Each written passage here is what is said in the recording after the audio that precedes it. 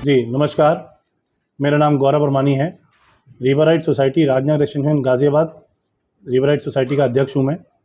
और press conference बुलाने का मेन आज मुद्दा है हमारा, जो कि हमारी पूर्व सचिव डॉक्टर रितु चौधरी जी, जो कि हमारे सदस्य में इलेक्शन जीत के 23 फरवरी में आई थी और हमारे साथ हम 10 लोग सब इलेक्शन जीते थे।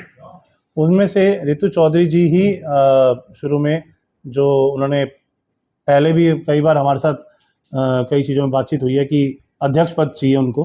और जब हमारा सिलेक्शन हो रहा था तब सभी चुनाव में जीतने आए हुए बोर्ड मीटिंग में ये बोला गया कि अपना जितनी मेजॉरिटी रहेगी उसी हिसाब से हम चुनाव के थ्रू हम लोग अपना सबका पद चुनेंगे, जिसमें कि मैं गौरव वर्मानी, मुझे अच्छे वोट मिले थे बोर्ड मीटिंग में और उसमें मुझे अध्यक्ष चुना गया था। उसके विपरीत रही हर दिन से, तब से 23 फरवरी से अब तक कई सारी बातों में थोड़ा सा झगड़ा भी रहा, थोड़ा मनाना भी रहा, वो सब चलता रहा।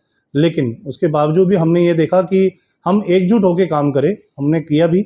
और काफ़ी सारी अनियमितताएं जो पाई गई थी हमने उसको कई बार नकारा भी कि कोई बात नहीं, हम नकारते हुए आगे बढ़ते हैं, क्योंकि हमारी जो निवासी है हमें बड़े प्यार से चुना है और हम अच्छे से इस सोसाइटी को चला सके। हमने बहुत कोशिश करी, लेकिन उसके बावजूद बहुत सारी अनियमितताएं दिखती गई है। कई सारे अनियमितताएं जो दिखी है वो हमने स्क्रीनशॉट के तौर पे, ऑडियो रिकॉर्डिंग के तौर पे कई सारी एविडेंसेस हमारे पास है।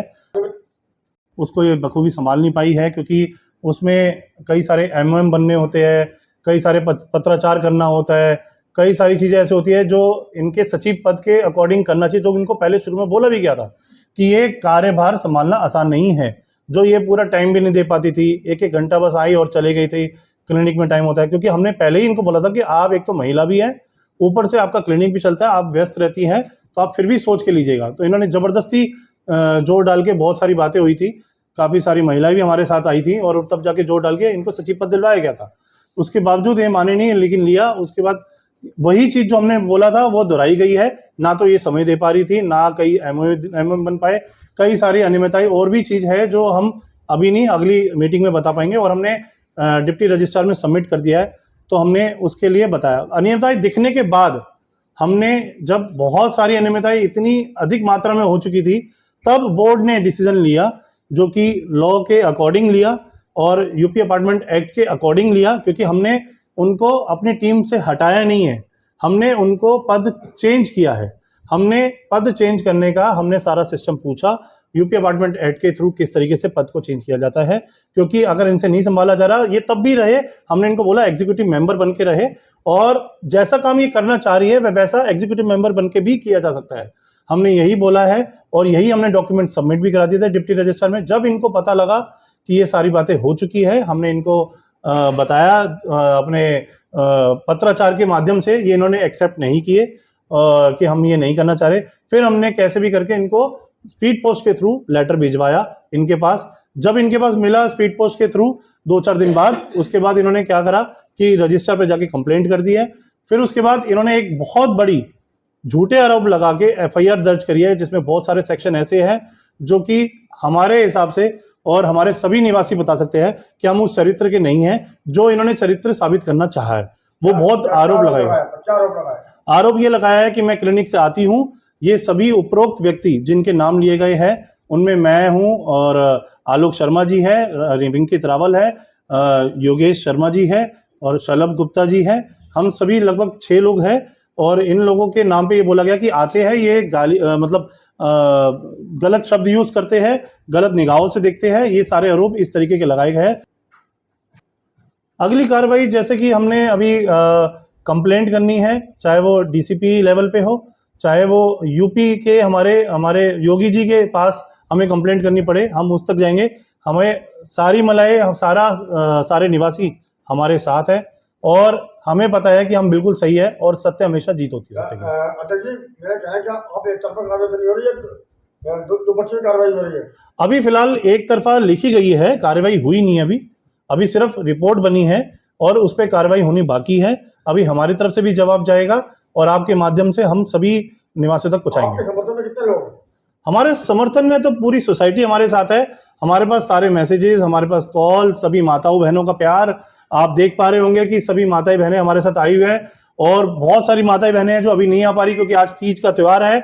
मैंने उनको बोला कि त्यौहार मनाइए, कोई दिक्कत नहीं है, हम सभी चाहते हैं कि अच्छे से सारी चीजें हो, लेकिन सारे निवासी हमारे साथ हैं। आपको आपके चरित्र को हनन किया, चरित्र को हनन करा। हाँ, चरित्र का हनन करते हुए इन्होंने ऐसे अपने आप को दर्शाया कि ये लोग अपने इस चरित्र में मतलब छेड़खानी में रहते हैं ये सब है, और सारे निवासी जानते हैं कि हम इस तरीके के नहीं। अंकित रावल है।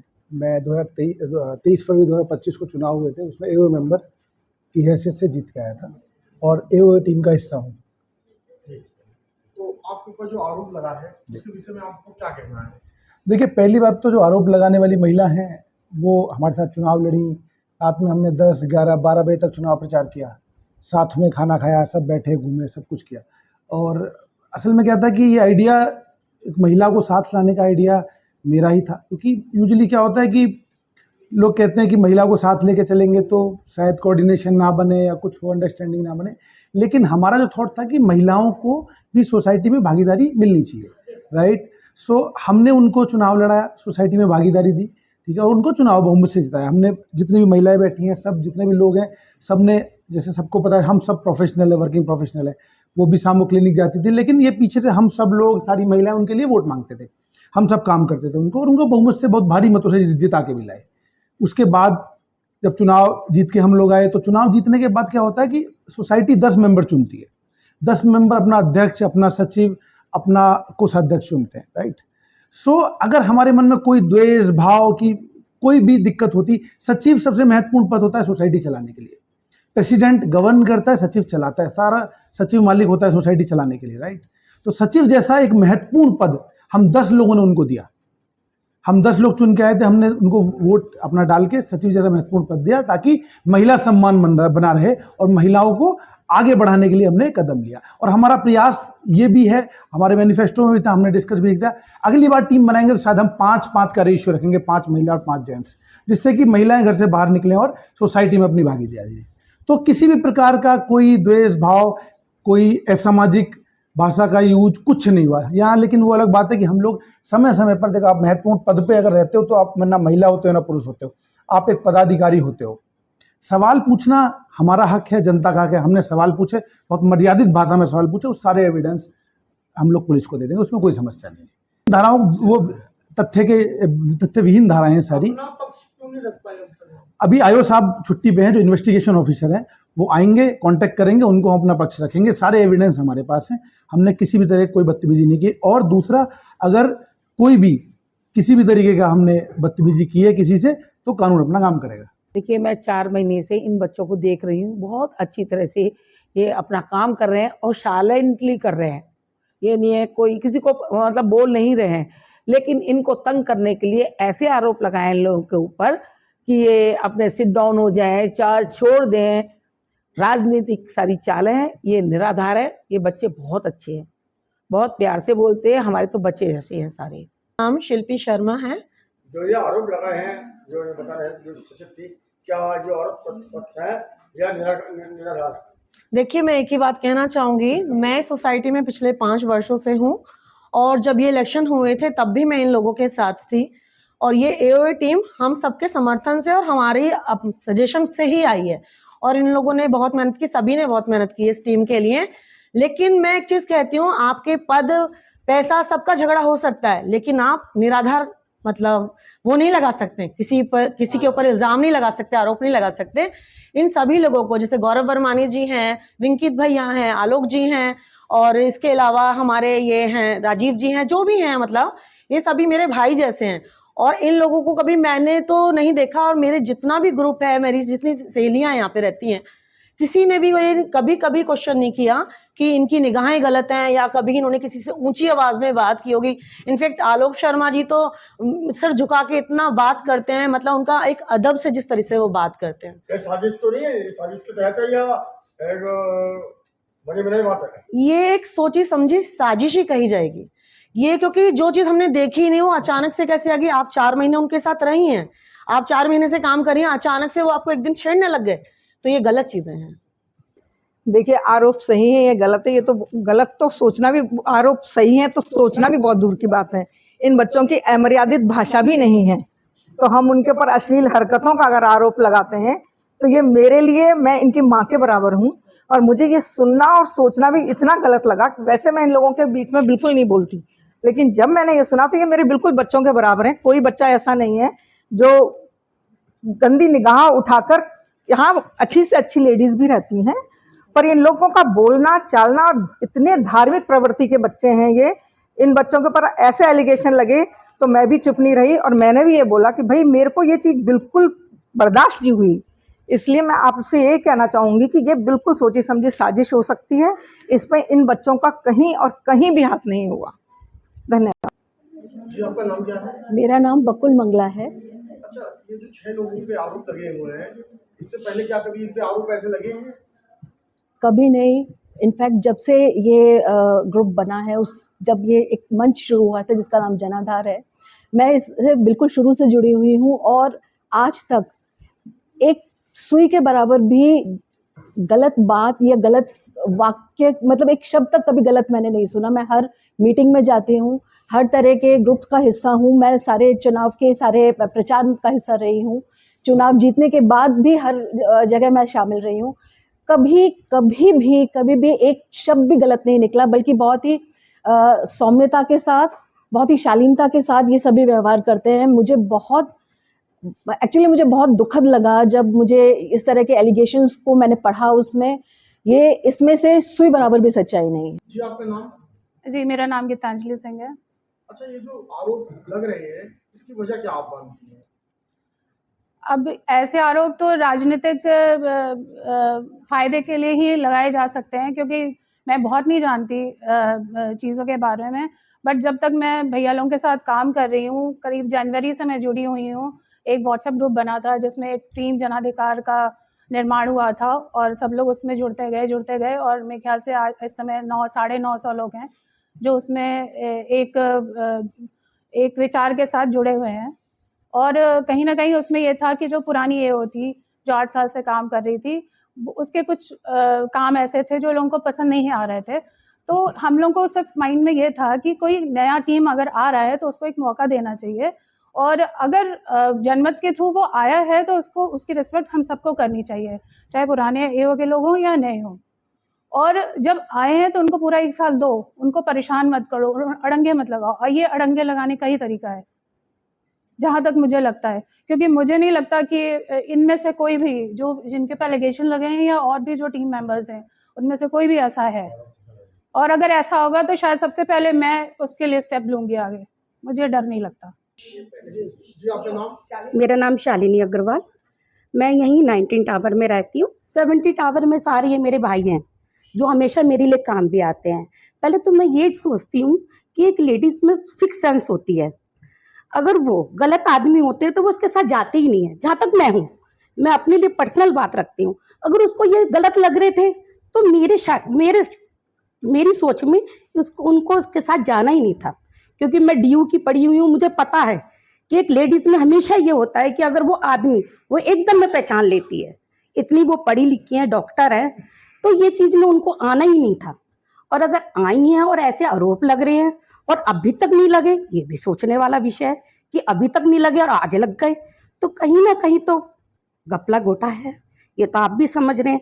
वुमेन कार्ड आजकल हर जगह, मेट्रो में हर जगह लेडीज अप्लाई करती है। जिनको अधिकार मिलते हैं वो यूज नहीं करती, और बेमतलब के लेडीज, ऐसी ही लेडीज फायदा उठा जाती हैं।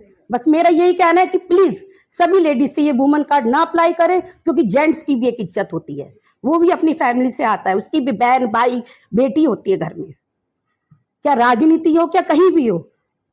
अभी 2-3 दिन पहले मेरे साथ एक घटना हुई। मेरे यहाँ किराएदार थे, बहुत बदतमीज हैं वो। इन लोगों ने ऐसा सपोर्ट किया दिन रात मेरा, मैं उसके लिए आज आभारी हूँ। इन लोगों की ये मेरे घर आए, उनसे बात करी, चाहते तो वो किराए पर था, उसका सामान भी फेंक सकते थे गौरव जी, मगर नहीं, उसको भी अदब से बताया, उसको भी कानूनी दायरे में रखकर, कोई गंदी लैंग्वेज नहीं, कोई कुछ नहीं तो ऐसे में अगर कोई थर्ड पर्सन होता, हो सकता है गुंडागर्दी की आवाज करता, मगर नहीं, हमने भी कहा मर्यादा से करो, और उन्होंने भी मर्यादा रखकर उसको टाइम दिया, पुलिस के साथ बात करी और हमारा सपोर्ट किया। ऐसे मैं इनके साथ कैसे कह दूं कि ये गलत है। गलत होते तो शायद उनकी भी बेटी बड़ी थी, कुछ बोल सकते थे, नहीं, इन्होंने हाथ जोड़कर उससे बातें करी तो उससे यही लगता है कि गलत नहीं। और फिर मैं आपको लास्ट में ये कहती हूँ, हर एक लेडीज की सिक्स सेंस जरूर होती है। आज 2-3 साल का बच्चा भी बता देगा खड़े होके कि पापा मैं उसके साथ नहीं पढ़ूंगी, मैं वो टीचर अच्छा नहीं है। हर एक स्कूल में एजुकेशन पढ़ाई जाती है सर। तो ये फिर भी ऐसी सोच, इसके लिए बहुत बहुत बुरा लग रहा है। बस आरोप आपकी पहली बार लगा है इस सोसाइटी में, वो भी 6 लोगों पे, तो इस बारे में आप क्या कहेंगे? भैया ये आरोप एक राजनीति को इसको मान के चलिए। आप 4 महीने से आप सचिव हो, तब आप कुछ नहीं बोल रहे हो। जब आपकी अनियमितताएं सामने आ रही हैं तो आपको सचिव पद से जब हटाया गया है तब आप बोल रहे हो कि नहीं नहीं मेरे संग तो गलत हो रहा था, मेरे संग अत्याचार हो रहा था। जिस मीटिंग में वो होती थी वो अकेली लेडी नहीं होती थी, हम लोग भी साथ में होते थे। हम लोगों को क्यों नहीं महसूस हुआ कि ये इसको गलत तरीके से, भाई हर आदमी नोटिस करता है कि कौन किसको कैसे देख रहा है। जब सब लोग बैठे हैं तो हम ये नहीं पहचान पाते हैं कि भाई ये इसकी निगाह इसके लिए गलत है। सब बैठे हैं, आपको ही लग रहा है सिर्फ कि आपको सब गलत निगाह से देख रहे हैं, आपको घूर रहे हैं, आपके संग मिसबिहेव कर रहे हैं। तो ये एक सब पूरा झूठ है, इसमें कहीं भी सच्चाई तनिक मात्र नहीं है। जो ये आरोप है निराधार है बिल्कुल, क्योंकि हम लोग वहां प्रेजेंट रहते थे। अकेली लेडी वो कभी नहीं रही रूम में। हम लोग भी 90%, 1-8% होगा कि नहीं होती होंगी, वरना कोई ना कोई लेडी किसी ना किसी उसमें मीटिंग में होती ही है। कोई भी डिसीजन लेना होता है 10 लोग में 2 लेडीज होती है उसमें। ये जो हमारे वर्तमान एओ के ऊपर जो भी निराधार और झूठे अपराध आरोप जो लगाए गए हैं उसका मैं खंडन करती हूँ। और अगर अपने भाइयों के लिए मुझे योगी जी तक भी जाना पड़ेगा तो हमारी पूरी महिला शक्ति वहां जाएगी। हमें इंसाफ चाहिए, हम झूठा आरोप बिल्कुल भी बर्दाश्त नहीं करेंगे। सत्य में